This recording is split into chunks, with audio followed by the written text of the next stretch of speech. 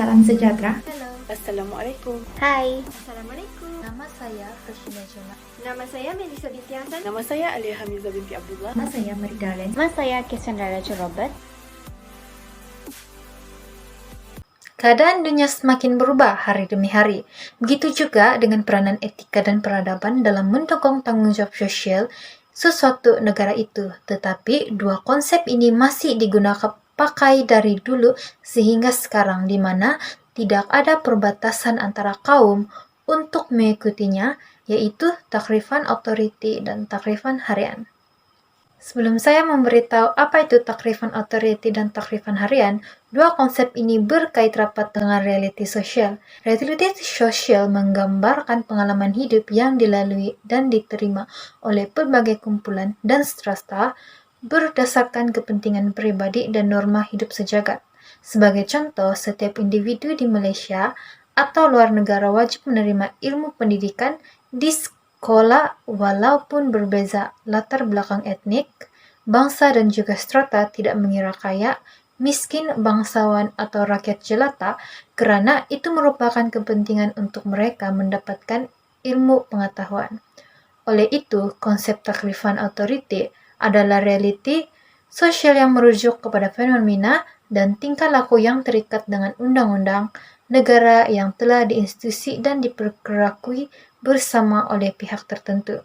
Manakala konsep takrifan harian pula fenomena atau perlakuan yang dilakukan seseorang individu itu dalam kehidupan seharian. Mari kita lihat perbezaan dua konsep takrifan ini. Takrifan otoriti lahir berdasarkan dokumen bertulis dan juga undang-undang yang diwujudkan dari pihak berkuasa di dalam masyarakat. Seterusnya, masyarakat juga terikat dengan takrifan otoriti ini, di mana mereka wajib mematuhi peraturan-peraturan dari pihak berkuasa. Terakhir sekali, contoh yang boleh diambil ialah pihak berkuasa memperkenalkan beberapa undang-undang dan perlembagaan yang diikuti oleh setiap masyarakat berbilang kaum seperti perlembagaan persekutuan. Contoh lain yang boleh kita lihat ialah semasa COVID-19 ini, ia boleh dikaitkan dengan takrifan otoriti, ialah semasa bekas Perdana Menteri ke-8 yaitu Tan Sri Muhyiddin Yassin memperkenalkan protokol kesehatan untuk COVID-19 seperti pelaksanaan Perintah Kawalan Pergerakan PKP, penjagaan Standard Operations Procedure SOP, dan banyak lagi di mana semua masyarakat tidak mengira kaum wajib untuk mematuhi dan mengikutinya. Takrifan harian pula sangat memperlihatkan perbezaan yang ketara dengan takrifan otoriti, di mana ia wujud berdasarkan perilaku semula jadi seorang individu, keluarga dan juga komuniti dan tidak memerlukan dokumen bertulis seperti takrifan otoriti. Selain itu, takrifan ini tidak terikat dengan apa jua peraturan formal yang disediakan kerajaan. Kita boleh melihat contoh melalui adat resam di dalam masyarakat yang kini telah menjadi sebahagian daripada perilaku harian seperti adab menerima tetamu, ziarah menziarahi, dan banyak lagi. Nama saya Melisa binti Hasan dan saya akan lanjutkan perbahasan tentang peranan etika dan peradaban mendukung tanggung jawab sosial dalam negara kita. Negara kita adalah negara yang mempunyai masyarakat majmuk di mana setiap individu adalah berlainan agama, budaya, bahasa, dan etnik. Oleh yang demikian, peranan etika dan peradaban adalah penting untuk membentuk moral dan etika dalam diri setiap individu tanpa mengira latar belakang mereka. Walaupun berlainan agama, namun nilai-nilai murni dan moral yang diajarkan di dalam agama, budaya, dan falsafah setiap individu memberi mereka panduan terhadap tanggung jawab sosial yang harus mereka laksanakan.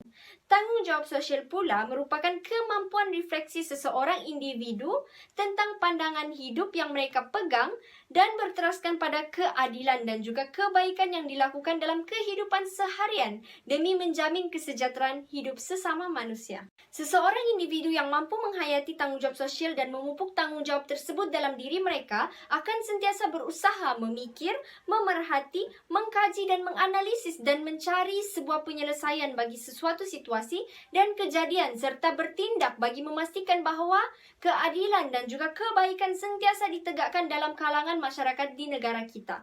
Seterusnya, tanggungjawab sosial hendaklah ditanam dalam diri setiap individu agar dapat mencerminkan etika dan peradaban dalam diri masing-masing, sama ada dari segi dalaman maupun dari segi luaran. Terdapat beberapa tanggungjawab sosial yang harus kita ketahui, yaitu yang pertama adalah tanggungjawab sosial kita sebagai rakyat ataupun ahli masyarakat. Dalam hal ini, sebelum kita fokus kepada masyarakat yang lain, kita hendaklah menjaga tanggungjawab terhadap diri sendiri dengan menunjukkan sifat dan etika yang baik kepada orang lain, walau di mana jua kita berada, tanpa paksaan, tanpa pengawasan dan tekanan daripada masyarakat sekeliling. Dalam melaksanakan tanggungjawab sosial dari segi luaran, kita hendaklah mempunyai kesedaran dalam setiap situasi dan dapat memastikan bahawa setiap tindakan yang kita lakukan adalah betul ataupun salah. Tambahan juga, kita hendak menjaga tanggungjawab dengan manusia lain dengan sentiasa berbuat kebaikan kepada mereka dan saling menjaga interaksi juga kerjasama yang utuh dalam kehidupan bermasyarakat. Contohnya kerjasama dalam aktiviti gotong royong. Hal ini kerana kita diciptakan untuk saling memerlukan dan saling membantu. Dengan itu terbentuklah komuniti yang saling bersatu padu di dalam negara kita. Tanggungjawab sosial yang kedua ialah dalam konteks pekerjaan, di mana seseorang pekerja hendaklah memiliki 6 sifat ini, iaitu jujur, berterus terang, cekap, tekun, teliti, setia dan menyimpan rahsia. Jika kita menjaga sifat-sifat etika yang baik ini, maka akan timbullah suasana yang muafakat sesama rakan sekerja. Selain daripada itu juga, sifat-sifat ini mendorong kita untuk melaksanakan tanggungjawab sosial dan sentiasa melayani pelanggan secara sama rata dan memberi perkhidmatan yang baik tanpa mengira kaum, agama, jantina maupun status sosioekonomi. Tanggungjawab sosial yang ketiga iaitu organisasi, juga dikenali sebagai Corporate Social Responsibility. Ringkasnya CSR yang bermaksud komitmen syarikat dan organisasi korporat terhadap keperluan sosial. Sebagai contohnya hak masyarakat, penjagaan alam sekitar, kebajikan para pekerja, hak-hak pengguna dan pelbagai lagi etika dalam perniagaan. CSR mengamalkan prinsip 3P, yaitu People, Planet and Profit. Dalam Islam juga konsep CSR boleh dilihat seperti berniaga dengan niat yang betul, tidak memudaratkan, adil, ihsan, amanah dan melakukan perkara baik dan mencegah kemungkaran. Maka, peranan warga korporat seharusnya bersikap amanah, menghormati hak pengguna dan bersaing secara sihat seperti tidak terlibat dalam penipuan dalam perniagaan atau tidak mencemarkan nama pesaing. Tanggungjawab sosial terakhir adalah peranan etika dan peradaban kepada alam sekitar. Kita hendaklah menjaga alam sekitar dengan baik seperti firman Allah yang disebutkan dalam Al-Quran dalam surah Ali Imran ayat ke-191, yaitu orang yang mengingati Allah sambil berdiri atau duduk atau dalam keadaan berbaring dan mereka memikirkan mengenai penciptaan langit dan bumi seraya berkata, "Ya Tuhan kami, tiadalah Engkau menciptakan ini dengan sia-sia, Maha Suci Engkau, peliharalah kami daripada seksa neraka." Ayat tersebut menjelaskan secara tersiratnya bahawa alam sekitar dan cakrawala yang terdapat di dalam dunia ini semua adalah bukti kebesaran Allah. Oleh itu, kita hendaklah sentiasa menjaga alam sekitar agar ianya sentiasa terpelihara. Seseorang individu yang bertanggungjawab hendaklah memupuk nilai-nilai etika seperti sifat nasim yang menunjukkan kesegaran, tawazun iaitu keseimbangan dari segala aspek kehidupan, qanaah iaitu sentiasa berasa cukup dengan apa yang ada, mahabbah iaitu pengorbanan dan juga ihsan yang membawa maksud perbuatan baik. Nilai-nilai tersebut hendaklah dipupuk dalam diri masing-masing agar kita dapat menjaga alam sekitar dengan baik dan memastikan bahawa setiap masyarakat di negara kita mendapat faedah daripada udara yang segar dan tanah-tanah yang subur.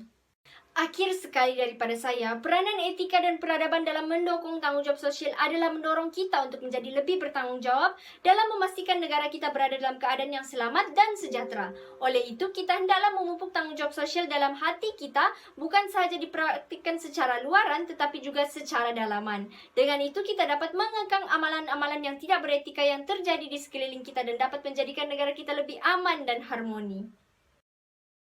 Kesedaran nasional dalam tanggung jawab sosial merupakan antara satu cabaran yang penting dalam negara kita Malaysia.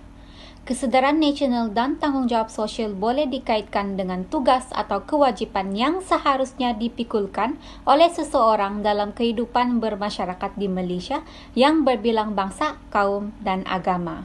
Antara contoh isu yang boleh diambil oleh masyarakat sekalian dalam memupuk kesedaran nasional dalam tanggungjawab sosial ialah pada musim pandemik ini, di mana semua negara di dunia sedang menarungi penyakit COVID-19 yang masih lagi berluasa sehingga sekarang. Di sini, masyarakat sekalian atau individu mempunyai peranan masing-masing dalam mencegah penyakit ini daripada menular. Untuk menjadi individu yang memupuk tanggung jawab sosial, kita seharusnya mengambil vaksin sebagai usaha untuk membendung jangkitan COVID-19 di negara ini. Kerana vaksinasi sekarang bukan lagi dikategorikan sebagai pilihan sendiri, malah kini dikategorikan sebagai tanggung jawab sosial masyarakat yang tinggal di Malaysia. Kerana mencegah lebih baik daripada merawat. Isu seterusnya, bagi isu kedua saya ialah di mana kita sebagai masyarakat Malaysia boleh memupuk peranan tanggungjawab sosial ialah daripada isu banjir petir di Sabah pada tahun ini, di mana negeri Sabah dilanda hujan lebat yang berterusan sehingga mengakibatkan banjir di kawasan Kota Kinabalu, Pinampang dan Tuaran. Di sini masyarakat atau individu boleh menjadi sukarelawan untuk membantu membersihkan rumah mangsa keadaan banjir. Jika kita terdiri daripada keluarga yang berkemampuan atau kita berkemampuan, kita boleh memberi derma dari segi sumbangan wang, sumbangan keperluan, sumbangan makanan, sumbangan pakaian, dan banyak lagi. Jika kita tidak mampu membantu dari segi sumbangan keuangan, contohnya pada zaman moden ini, kita tahu bahwa teknologi semakin maju.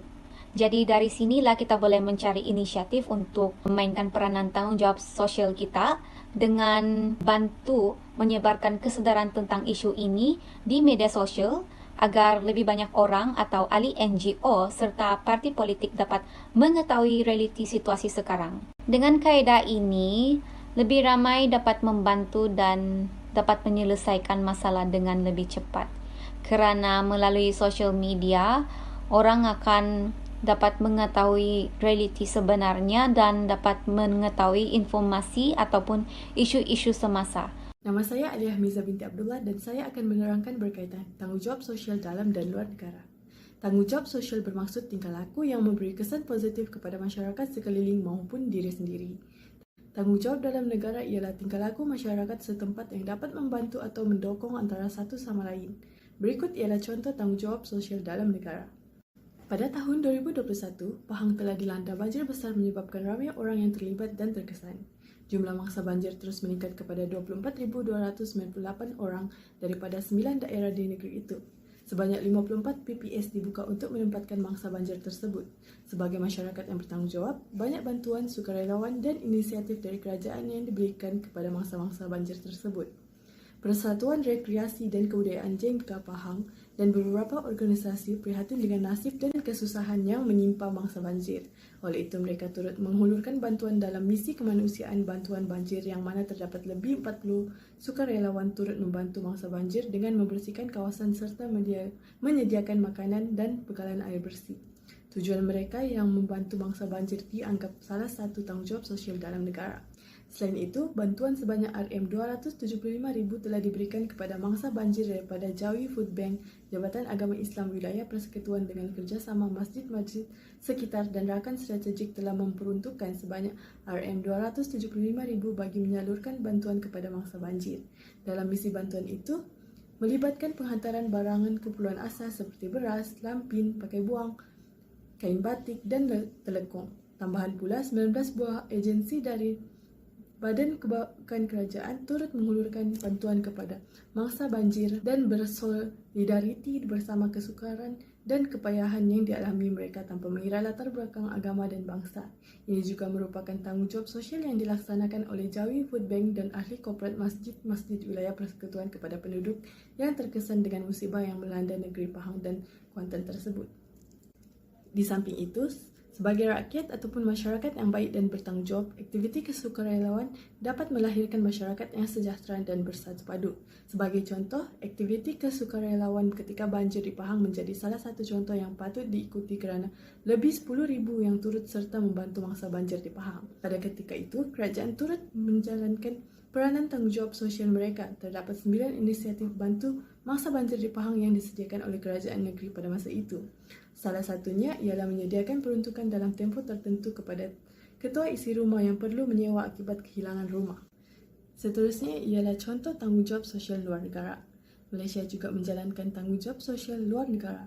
Sebagai contoh, Malaysia turut membantu dalam menangani penderitaan rakyat Palestin. Kerajaan Malaysia menyuruh rakyat membantu memberi bantuan bagi membantu penduduk Palestin yang berdepan musibah akibat serangan Zionis Israel. Bantuan tersebut terdiri daripada beberapa bentuk seperti solidariti melalui media sosial, bantuan barangan keperluan dan kewangan. Selain itu, aktiviti amal bagi Persatuan Aman Palestin adalah dibiayai oleh rakyat dan organisasi di Malaysia di mana mereka menjalankan beberapa aktiviti kemanusiaan yang bertujuan membantu penduduk di Palestin tersebut. Ini merupakan salah satu bentuk tanggungjawab sosial luar negara yang turut melibatkan ramai masyarakat Malaysia. Sebagai contoh, organisasi My Aqsa Defender Malaysia berjaya mengumpul sebanyak RM17.8 juta hasil sumbangan rakyat Malaysia bagi tujuan kemanusiaan dan kebajikan rakyat Palestin. Malaysia juga turut memberi sumbangan sebanyak RM400,000 bertujuan untuk pembangunan semula Gaza Palestin pasca Perang 2021 oleh Israel. Tambahan pula, Malaysia turut komited dalam memberi saluran bantuan kemanusiaan kepada Palestin sebagai bantuan kemanusiaan meringankan beban dan melaksanakan tanggungjawab sosial di luar negara. Terdapat 5 cara di mana rakyat Malaysia boleh turut memberikan bantuan seperti melalui Persatuan Cintai Gaza Malaysia. Salam sejahtera, saya Mary Darlene. Saya akan menghuraikan subtopik yang terakhir yaitu kesukarelaan. Kesukarelaan juga disebut kesukarelawan yang bermaksud kerja sukarela. Aktiviti-aktiviti yang dijalankan seharusnya dilakukan dengan ikhlas dan tanpa paksaan daripada mana-mana pihak. Kegiatan seperti ini dilaksanakan untuk membantu golongan sasaran. Di Malaysia, kerja sukarela sudah lama wujud, namun di zaman moden ini, penghayatan dan penglibatan belia dalam sukarelawan adalah tidak memuaskan. Mengapa kita perlu menghayati kegiatan kerja sukarela? Sukarelawan dalam masyarakat amat diperlukan untuk memberi perkhidmatan kepada masyarakat. Dengan menyertai aktiviti kerja sukarela, seorang sukarelawan akan menambahkan pengalaman, mempelajari dengan lebih mendalam berkaitan isu-isu dalam komuniti mereka, dan meningkatkan kemahiran berkomunikasi serta erti kerjasama. Antara tujuan kesukarelaan ialah memupuk nilai kasih sayang, kerjasama, keprihatinan sosial, dan persahabatan atau persaudaraan. Ini kerana individu akan mampu memupuk sifat kasih sayang dan keprihatinan kepada orang lain walaupun berbeza agama dan kaum. Sukarelawan juga akan lebih peka terhadap kerusakan harta benda, pencemaran alam sekitar dan sebagainya, sehingga mereka ingin meneruskan penglibatan kerja sukarela mereka. Dalam jangka masa yang panjang, kesukarelaan mampu membentuk suatu masyarakat beretika dan beradab. Oleh itu, kesukarelaan ialah suatu penglibatan, usaha ikhlas tanpa mengharapkan balasan dan berasaskan pendidikan yang mampu meningkatkan keupayaan masyarakat. Di samping itu, kerja sukarela dapat melahirkan rasa yang bermakna dengan menyumbangkan tenaga kerja mereka dalam masyarakat. Peranan sukarelawan yang pertama ialah menyumbangkan dari segi tenaga kerja. Tenaga kerja secara fizikal sangatlah diperlukan oleh organisasi-organisasi yang memberikan bantuan seperti makanan, pakaian, dan sebagainya kepada mangsa-mangsa bencana. Tenaga kerja yang cukup dalam kegiatan sukarela akan mempercepatkan bantuan untuk disampaikan. Oleh yang demikian, belia bolehlah menyertai MyVac untuk membantu melancarkan program imunisasi di masa pandemik ini. Mercy Malaysia juga merupakan antara organisasi yang dikenali dalam menjalankan kerja-kerja sukarela. Bagi penduduk di kawasan Sabah, terdapat pusat sukarelawan kebajikan Sabah yang boleh disertai dan terlibat dengan khidmat sosial kepada golongan sasar seperti warga emas, OKU, anak yatim, dan sebagainya. Kedua, sukarelawan bolehlah memberikan semangat dan motivasi kepada golongan terjejas. Contohnya memberikan kata-kata motivasi agar tidak putus asa dapat membantu seseorang itu secara mental. Ketiga, sukarelawan seharusnya menjadi contoh dan teladan kepada kaum keluarga, rakan-rakan, dan masyarakat terdekat untuk melibatkan diri dalam kegiatan sukarelawan.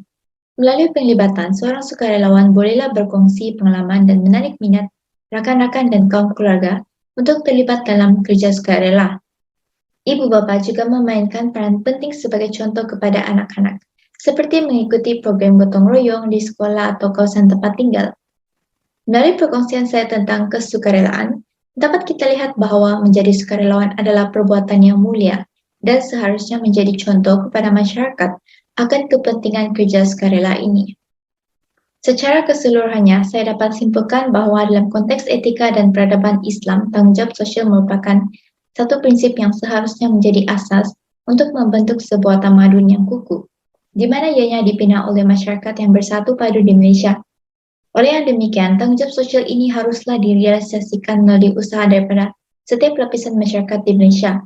Peran-peran etika dan peradaban daripada individu, keluarga, masyarakat, dan juga organisasi hendaklah memainkan peranan mereka dengan baik dan melaksanakan tanggung jawab mereka dengan penuh keikhlasan dan kesungguhan yang tinggi agar dapat mencapai matlamat dalam membentuk satu masyarakat yang berdisiplin terhadap tanggung jawab sosial masing-masing. Oleh itu, dapatlah kita melahirkan masyarakat yang semakin beradab mulia dan beretika tinggi di abad yang mencabar dan berdaya saing ini.